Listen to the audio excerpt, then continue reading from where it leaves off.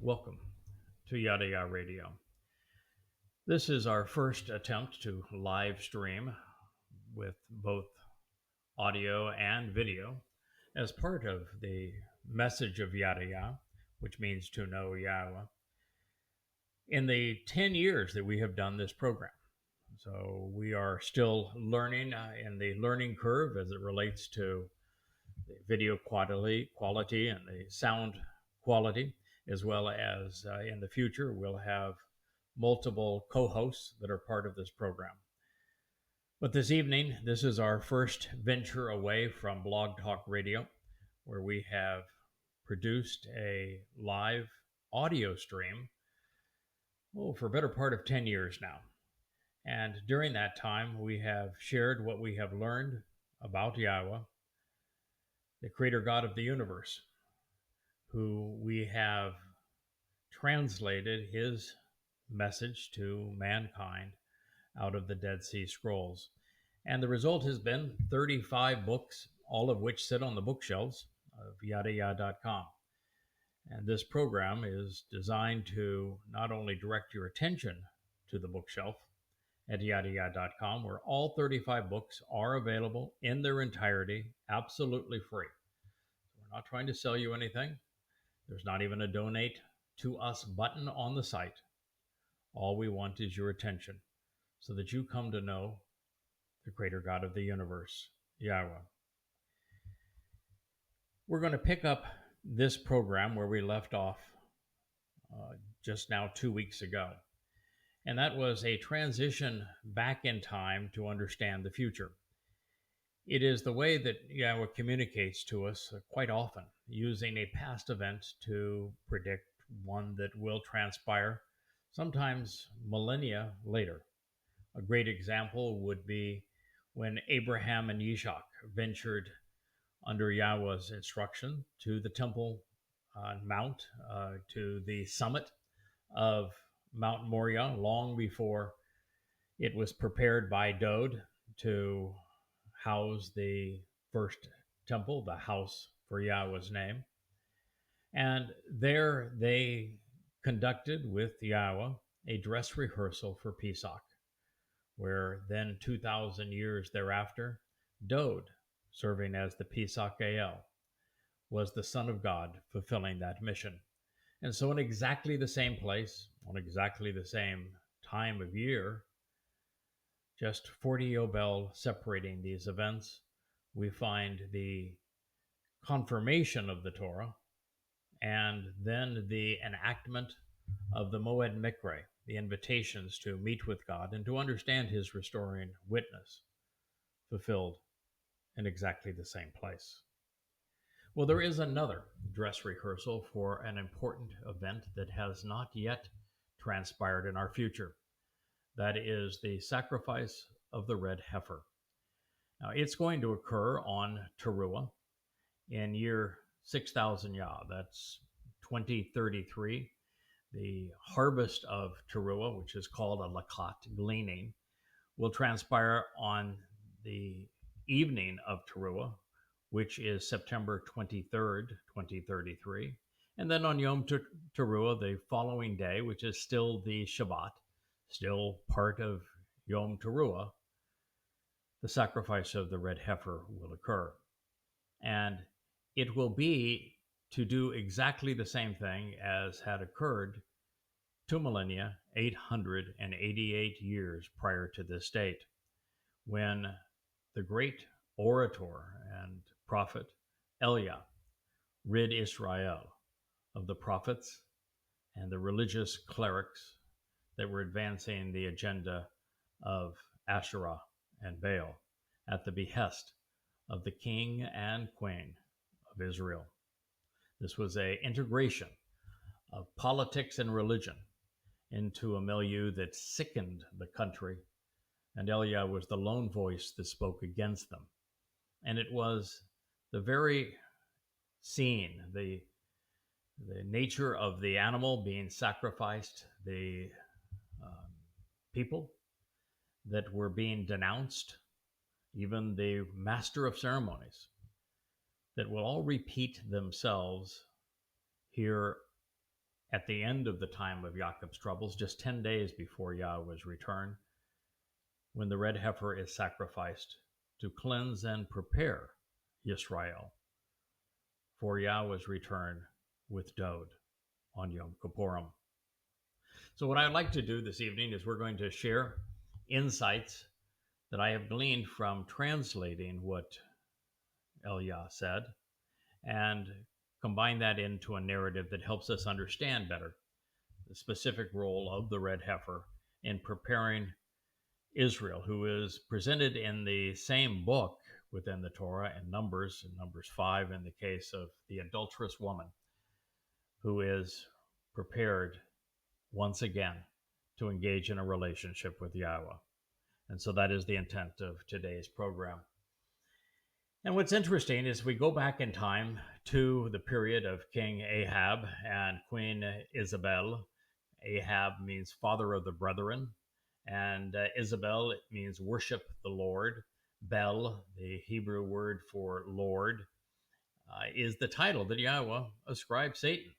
So it is certainly a negative thing by any estimation. And Isabel had come from what is today Lebanon.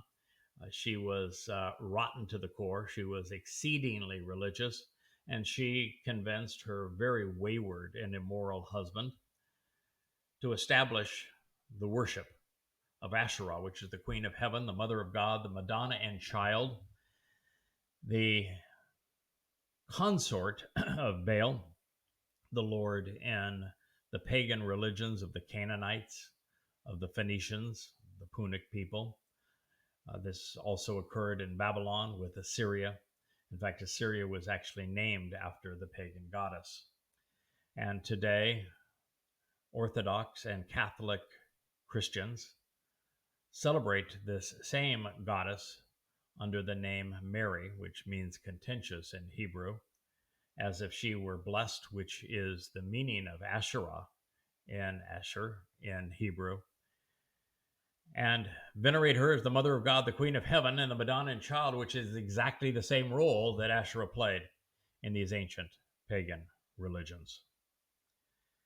So the story begins in Malachim, 1 Kings 16:30, and there we read, "And Ahab did that which was evil in the sight of Yahweh, worse than all who were before him."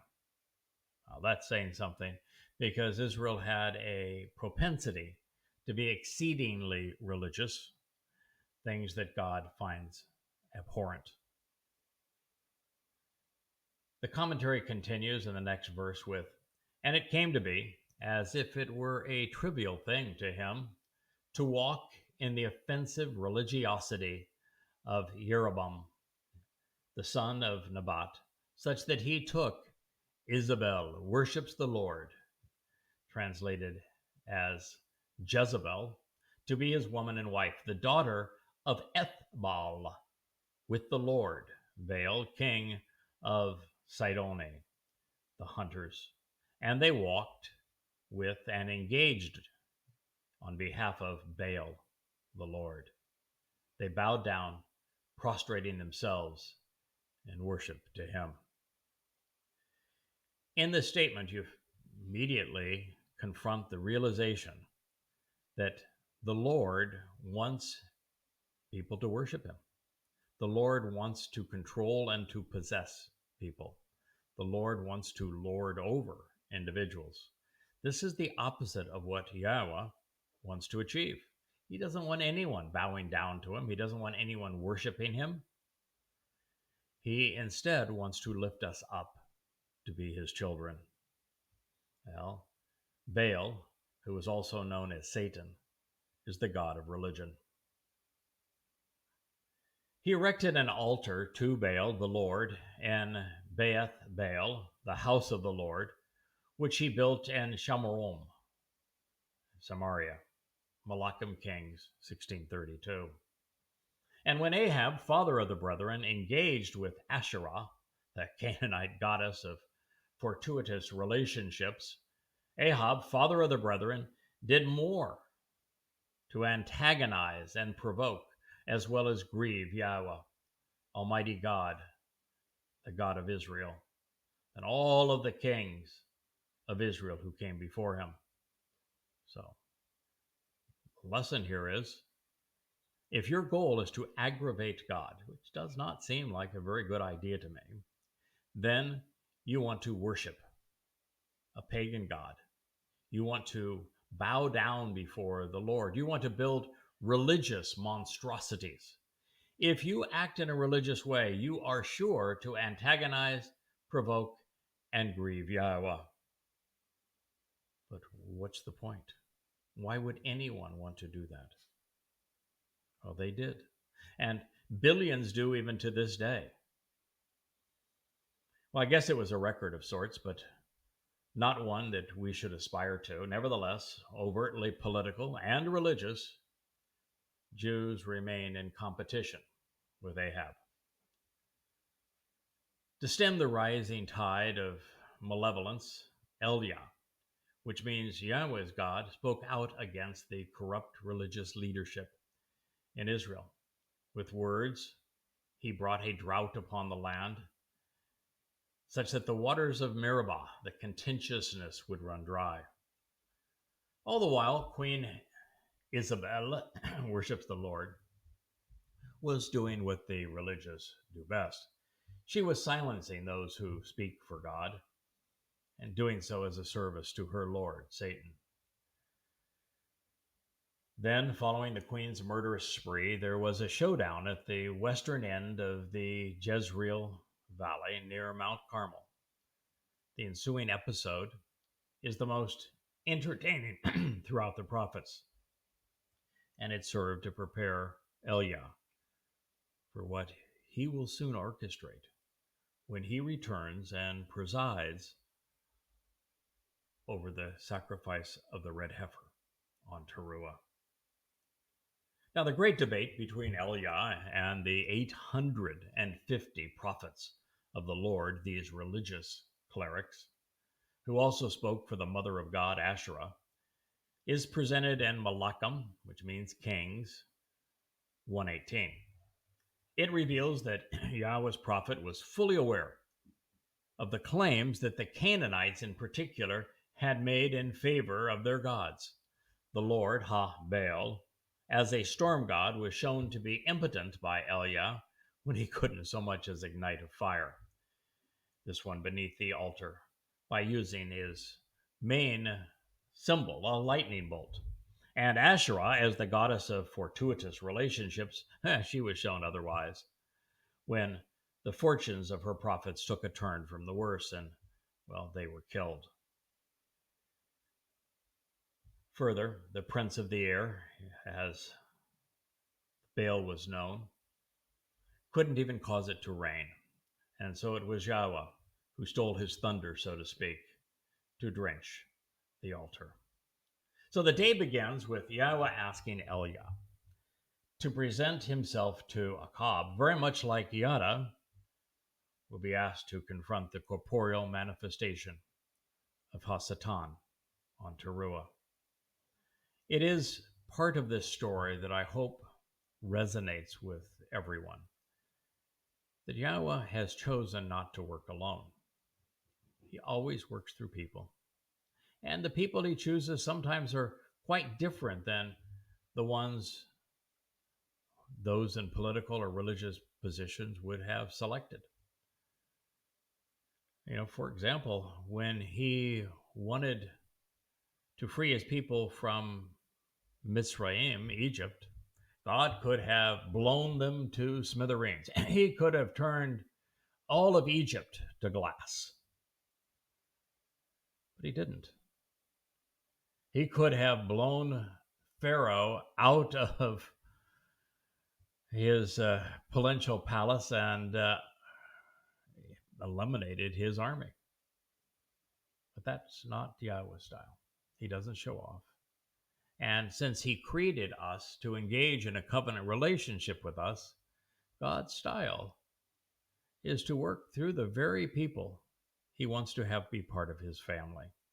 And so Yahweh chose a broken down, old 80-year-old, matter of fact, shepherd who was off tending sheep in Arabia, the base of Mount Choreb, to call his people home. In this case, Yahweh chose a man whose preference was to wear goat hair clothing, who lived out away from the population centers, who had disengaged from both religion and politics to share Yahweh's message. And he chose a man who was acerbic, sarcastic, for those that don't like the biting nature of sarcasm. You're not going to like Elia very much because he was exceedingly refined when it came to the art of sarcastic humor. And it is something that Yahweh obviously enjoys because Elia is the one prophet that he is asking to return and to herald his message once again as one of the two last witnesses. So as we read, it came to pass after the passage of many days that the word of Yahweh came to be with Elia in the 3rd year, saying, "Go and see Achab, and I will see rain on the Adamah, on the ground." So Elia went to see Ahab when there was a formidable famine in Samaria. Then Ahab called out to Obadiah, who was over the house, and Obadiah had come to respect Yahweh tremendously. So it came to be that while Isabel cut off and demeaned the prophets of Yahweh, that Obadiah took 100 who spoke for God and hid them, some 50 individuals, in a cave. And he had nourished them with bread and water. Malachim, 1 Kings 18:4. So Obadiah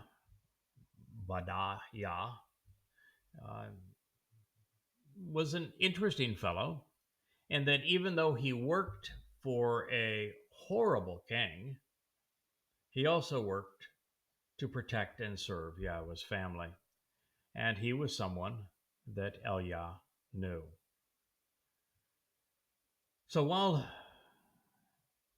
Obadiah works with Yah, which is what it means, it's from Obed and Yah, which means Obed means to work, and obviously Yah is the familiar form of Yahweh's name, was out running an errand, looking for water, and as Obadiah was on the road, he was met abruptly by Elia.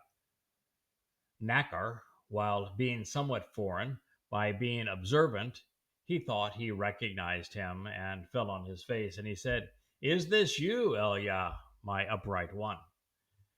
He answered him and said, "Yes, it is me. So go tell your Lord that you have seen Elia." Elia said, "As Yahweh of hosts lives, whom I stand before today, I will surely see him." It was a rendezvous. Yahweh wanted this debate to occur.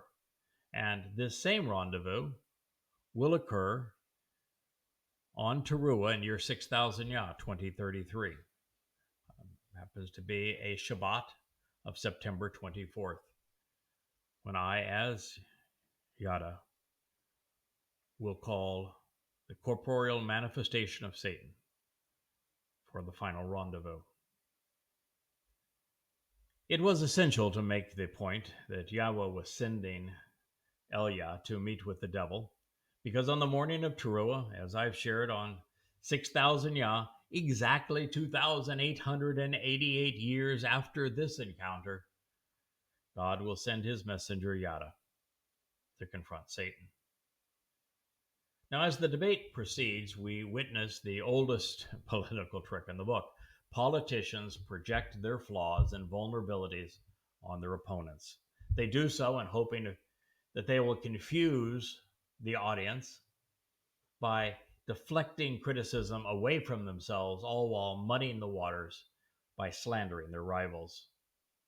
And so Obadiah works with Yahweh, walked to meet Ahab, and he informed him. Then Ahab walked to meet Elia. It was as it will be. Although next time Elia will be summoning Satan to meet with Yada, He, as the Adamah Parah, the red heifer, also means the man of the earth who is productive. Adamah means red, earth, and man. It is put in the feminine ending, as is Parah. Parah is par is a bull with an ah. It is made into a heifer. But Parah also means productive and fruitful. And Adam is the name of the first man. Adam and Adamah speak of the earth and speak of that which is red, bloody red in this case. Now, the Adamah Parah will offer his life to prepare the remnant of Yisrael to reestablish their relationship with Yahweh after 3,480 years of estrangement. When the corporal manifestation of Hasatan walks up to Yahweh's Choder on the southern end of the Temple Mount, overlooking the city of Dod, just 9 years from now, he will say this very thing, projecting what he has done to trouble Yisrael and onto the one who is there to save God's people. And it came about when Ahab saw Eliah, that Ahab, woeful father of the brethren, said to him, "Is this you, troubler, who causes chaos while confusing, anguishing, and disassociating Yisrael?" Again, what he said was not only the opposite of what was true for Eliah, but was completely true for him.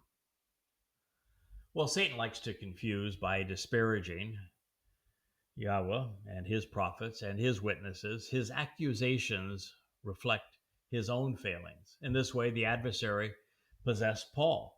He also possessed Muhammad to create the menacing religions of Christianity and Islam. I'm not speaking out of school here. Both admitted that they were demon possessed. Nevertheless, humanity has long favored deception and oppression, particularly over the truth. The history of civilization is the story of religious and political control, leading to war and the plundering and enslaving of others. Anyway, on this day, Eliah knew what to say against the political and religious leadership of Israel. This is Malachim 1 Kings 18:18. And he answered, "It is not I who has troubled, confused, or estranged Israel, but you and your father's household, by neglecting, rejecting, and abandoning the instructive conditions pursuant to the relationship with Yahweh. You have followed after the Lord's, as have almost all religious people today." I call it the Babel effect. Tidbits of truth commingled with prolific lies to facilitate the integration of politics and religion. This is Yahweh's frustration with Babylon. That's why he calls his people out of Babylon, even in the end. But it is Satan's stock in trade. So now, send for assembling together unto me all Israel to Har Ha Carmel, the mount of the garden, along with the 450 prophets of Baal, the Lord, and the 400 prophets of Asherah. Beneficial relationships. Whatever Yahweh establishes, Satan counterfeits. Invite and summon all who eat at Jezebel's, worship the Lord Jezebel's table. You see, false gods are nurtured and feast upon the tables of religious and political despots. Achab and Jezebel were prime examples of institutionalized evil.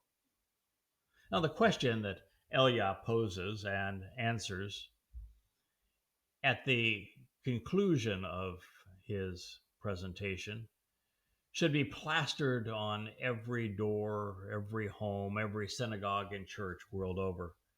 For this alone, we have been rewarded for having delved into the great showdown between the Lord and his adversary, which in this case is none other than the creator God of the universe, Yahweh. And when Ahab reached out to all of the children of Israel and assembled the prophets on Har Ha Carmel, the mount of the garden, then Eliah approached and presented himself to all of the people. Before we read on, think about this for a moment. This king was so full of himself that when he was asked by what at the time was a hermit among prophets, a man who had no political influence at all, and this is a man that he wanted to kill. And yet this man said, summon Israel. We'll have a debate. Bring in all of your prophets, all of the prophets and the clerics that speak on behalf of the Lord Baal and of the Queen of Heaven. And we'll have a showdown. And the king was so egotistical. He thought he and his clerics would prevail. So he went ahead with the debate. This is one of the Achilles' heels of such people. Eliah said, for how much longer will you waver, speaking to Israel? How much longer will you vacillate and fail to engage over these two opposing views? You see, it's religion or relationship. You can't have both. It's God or the adversary. And so Eliah knew that that was the choice. And he asked his people, how long will you continue to live in this middle ground between the two? If Yahweh is God, he said, choose to walk after him. But if the Lord, then make the choice and follow after him. However, the people did not respond or reply to him with a word. They were as comatose and dumbfounded as young people today, incapable of processing what they just heard. So I asked those who favor Judaism, Christianity, and or Islam over Yahweh, what do you call your God? Is it the Lord or is it Yahweh? Now, turning a deaf ear to God cannot be resolved, nor can anyone fix stupid, even when in the presence of one of God's most articulate and brilliant prophets, everyone on this day was dumbfounded. Not a single Jew had the courage or character to stand up for what was right apart from Eliah. And that is Satan's greatest victory.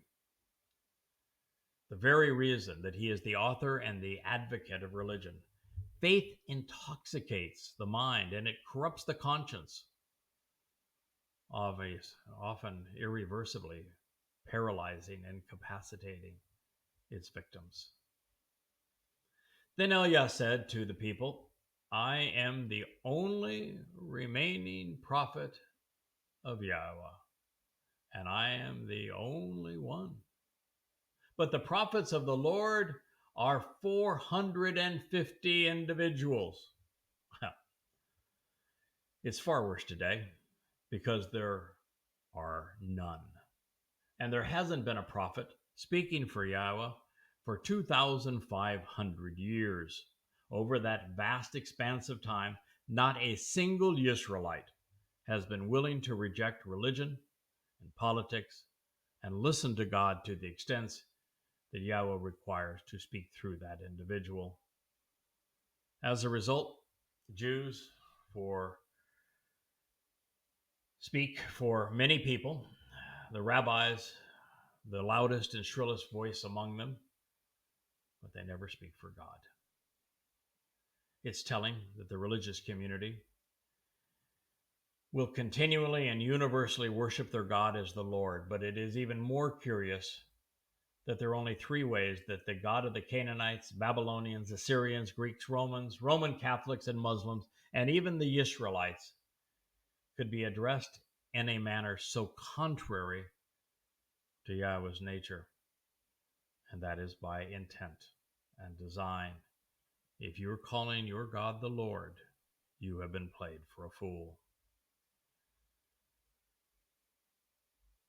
Eliah's next statement, we find yet another harbinger of what is to come. He said, "We want to offer two fully mature and productive bulls for ourselves, and let them select for themselves a single preferred bull for their test. Cut it and set it on wood planks, but put no fire to it. Then I myself will engage to prepare that which is associated with the one uniquely productive and mature bull, Par Ha Ichad. I will offer him as a gift, over and above the wooden beams, but I will not set fire to him." Well, this, my friends, is a dress rehearsal for when it really matters. He's speaking of what will transpire during the sacrifice of the red heifer, the Adamah Parah, the man of the earth, who is productive, on Teruah, just 10 days before Yahweh's arrival with Dod. That is the reason that Eliah stated that he wanted two bulls for us. Even Shamaim indicates that this will be repeated a second time. Also, Nathan speaks of a gift, reminding us that Yahweh will offer Yada willingly, giving up his life so that Israel may live. As for Par bull, this variation of bovine was selected for several reasons. First, Yada is an Adam man. It is the blood of a Par, that bull, that anoints the mercy seat of the Ark of the Covenant on Kippurim, allowing the high priest representing Yisrael to approach. Third, Par forms the basis of Parah, which is to be especially fruitful and productive. It is harmonious with the purpose of the final Zeroah, from Zara, meaning one who cultivates the seeds for the final harvest on Shabuah and Teruah. And fourth, with Par, we also see the alternative to Yahweh's advance by Satan, because the bull was the primary symbol of the false god Baal, the Lord, in pagan mythology, particularly in Babylon. There's, as we see, we'll find that events will play out one last time. Yahweh's gift, featured as the Adamah Parah, will be counted and countered by the Lord of BS. Even here, by using Kara to summon and invite, to read and recite, to call out and welcome, we are reminded that this will play out on Yahweh's terms and his schedule, with Kara serving as the basis of Mikra, which is the invitations to be called out and meet during the 7 Moedim each year. He says, "You will call upon," this is Eliah speaking, "to all Yisrael before the contentious prophets of Baal and Asherah. You will call upon the name of your gods, and I will invite, calling upon the name of Yahweh. Then let it be that the God who answers, responding with fire, well, he is God." And all the people replied, "Well, this statement is a resolution, and it is appropriately stated." Well, goody for you. It is astonishing. But here is an event that is explained in great detail, and yet it could not be enacted today unless it was carried out by Eliah again. Why is that? Try to find a Jew in Israel that will even mention Yahweh's name. And that was the central point of his argument.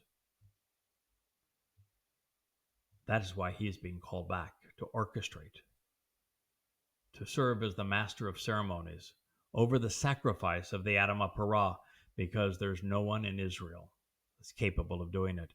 And on Teruah, since there will be a lakat gleaning of the Israelites who have accepted the conditions of the covenant on the evening of Teruah, by that following morning, there'll be not a single soul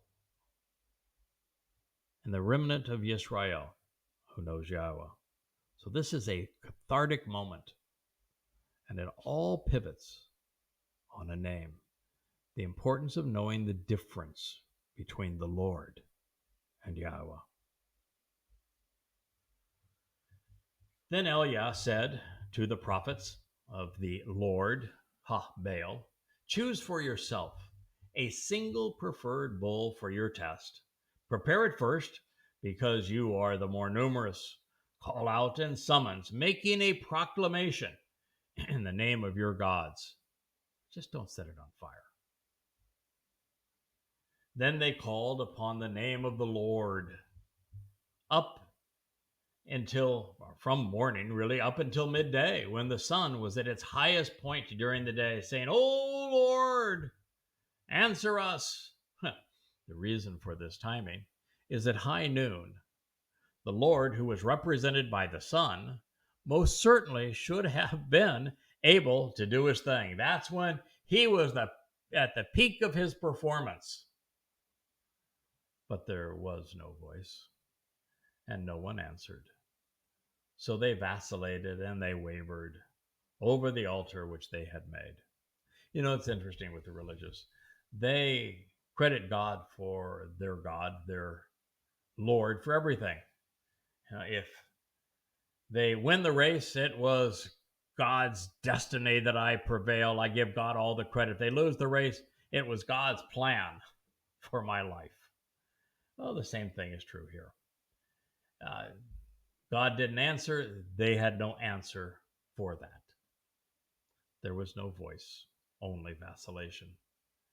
And it came to be at midday, when the sun was at its highest and brightest point, that Eliah mocked and taunted them, pointing out the irony of this, saying, "Call out in a loud voice for God, because he is meditating. He's maybe preoccupied with his devotional, pondering a frivolous conversation.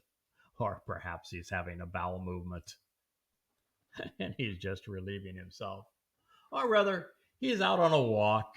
Maybe he's sleeping and needs to be awakened." He was taunting them.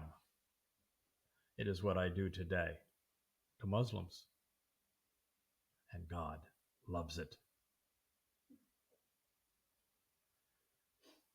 Eliah recognized that Baal the Lord was not God and his prophets were frauds. So rather than respect them or even tolerate them in a politically correct or multicultural fashion, he mocked them.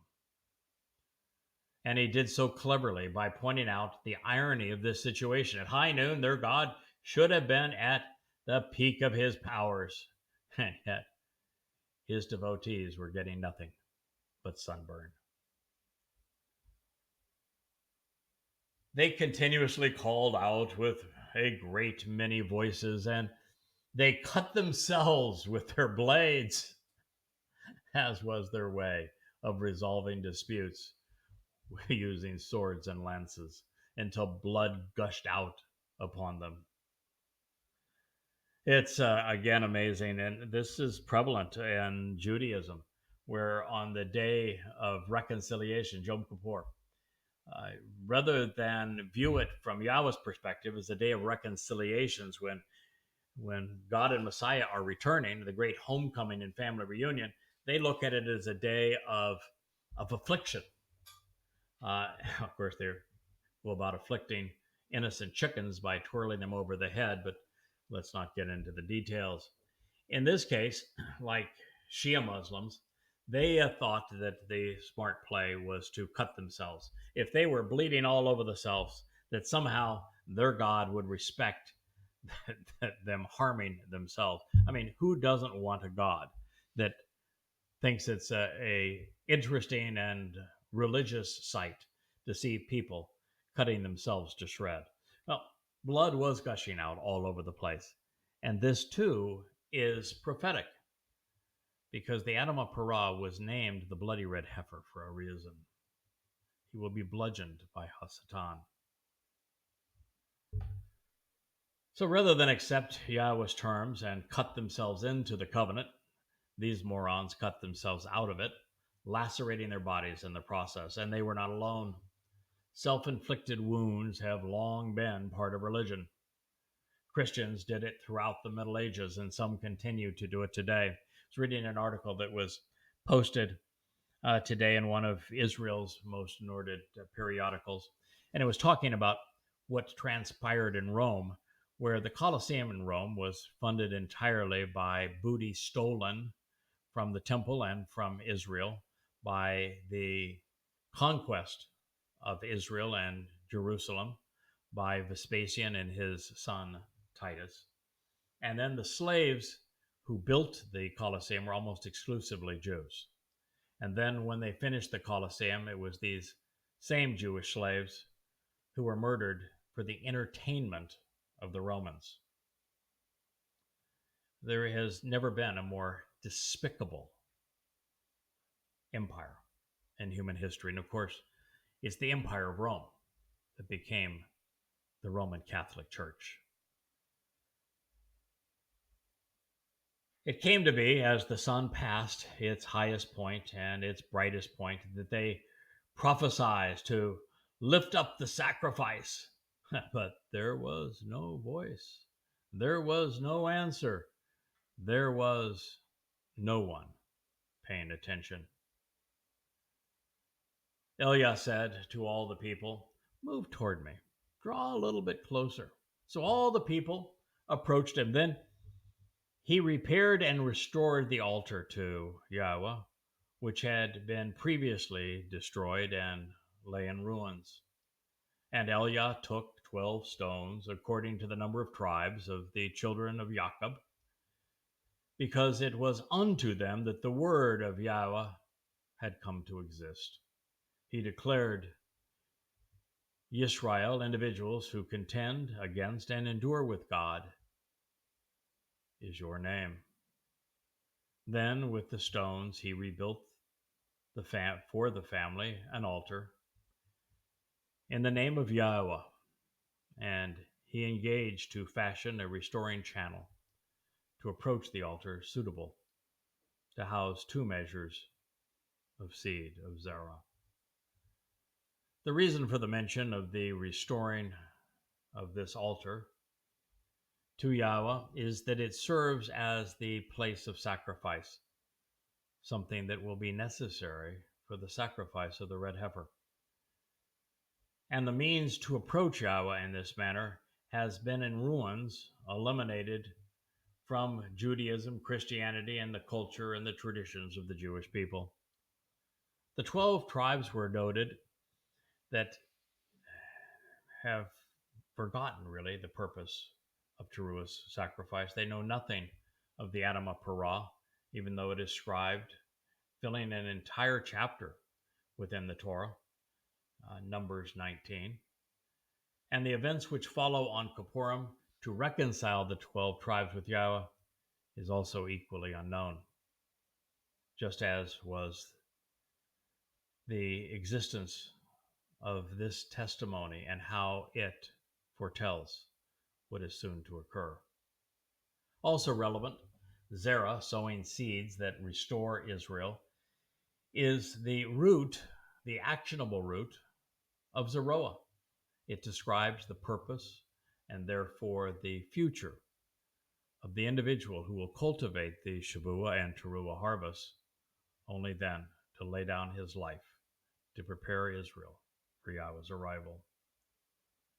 He arranged the wood planks and the beams in the proper position such that it was properly prepared and would continue to be of value. Then he divided the mature and productive bull, and he placed him on the wood. And he said with lingering implications, fill to the point of overflowing 4 large pitchers or barrels of water and pour out on the uplifting offering, as well as on the wood beams. Now, this too was predicting what would occur. The wood beams beneath the red heifer are of cedar, and they are specifically called out in Numbers 19. for Elia and Yisrael to know where to place the Adamah Parah. And in the case of the sacrifice of the red heifer, there will also be copious amounts of water. In his case, those waters will emerge from beneath the Temple Mount, and they will cascade off of the Temple Mount and cleanse Yisrael, preparing the remnant of God's people to be seen before their Messiah and King. At the same time, rather than Elia igniting the fire, once again, it will be Yahweh. And that fire will not only incinerate those who have come to murder Jews and to steal their land, it will also refine those who are at this moment finally relinquishing their affinity for religion and politics and embracing the God of Israel, Yahweh. Well, we have really reached a point where I must pause, and we'll pick up this conversation a week from today. And I hope that our video presentation of this has gone reasonably well so that we will be able to continue. We will also work with StreamYard, which is the source that we're using to do this live stream, such that we're able to post it simultaneously, not just on the Craig Winn Facebook site, but also on X and on YouTube, and then as a upload later on Rumble. So it exists on all of those platforms. We also note that we chose StreamYard for this particular program so that our covenant family, those listening to this program, could interact.